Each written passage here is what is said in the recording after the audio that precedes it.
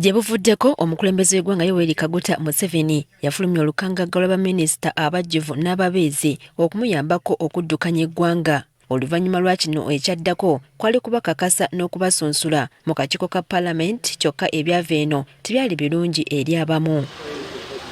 Mu bataasobola kukakasibwa mwe mwali Adonia Ayebare eyali aweereddwa bwa minisita ow'ensonga z'ebweru w'eggwanga, Shartisi Musherure minisita omubeezi wa microfinance oba bubanka obutonotono, Echodu yali aweereddwa bwa minisita omubeezi ow'ensonga z'ebweru w'eggwanga ne Prof Muwanga nga ye yabadde aweereddwa kya minisita omubeezi ow'ensonga z'omunda mu ggwanga.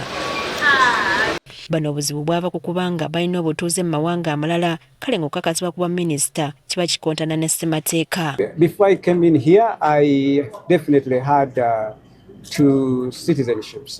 That's the Ugandan citizenship and the Canadian citizenship, like every young person.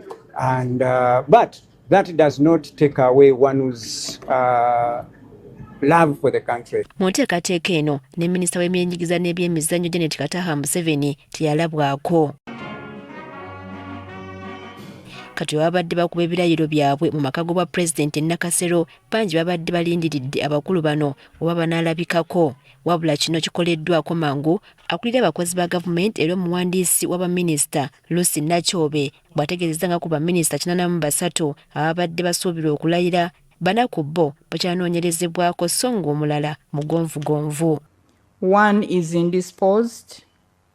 The 4 as per your directive. I and the Solicitor General interfaced with them over the weekend, and a brief has been made and handed over to the PPS this morning for your further guidance. Oluvannyuma ategeezezza baminisita ku kirayiro kye bagenda okukuba kitekikoma kugondera ssemateeka wabula okuba ekyokulabirako eri bannayuganda okubaweereza obulungi era n'okwagala ensi yaabwe. Honourable members of cabinet designate, the oath that you are going to take this afternoon is not only a constitutional requirement but also a solemn commitment to serve the people of Uganda with integrity, diligence, patriotism and humility.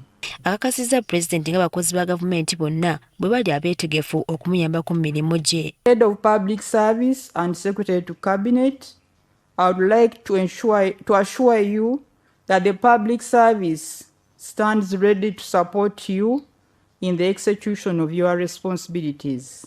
Oluvannyuma okuba ebirayiro kutandise. I, Nyamtoro Fiona, swear in the name of the Almighty God that I will be faithful and bear true allegiance to the Republic of Uganda and committed to my secrets. So help me Allah. Buli minisita abadde amala okulayira ng'awandiika mu kitabo n'oluvannyuma n'ayolekera abadde Pulezidenti Museveni okwekubya ekifaananyi. Ng'okulayira kuwedde pulezidenti abadde asuubirwa okwogerako eri baminisita naddala ku abo batasobodde kulayira wabula n'ategeeza nga bw'ajja okwogera ku lunaku olw'okuyisa embalirira y'eggwanga. Tukitegedde nti baminisita bonna bakuŋŋaanira ekyankwanzi okuva nga 14 mpaka nga 23 omwezi guno okubasomesa butya bwe balina okutambuza woofiisi ezibaweereddwa naye basuubirwamu nga baminisita. Priska Namulema, Agafeeyo ku Spark TV. Mayanja, being appointed a minister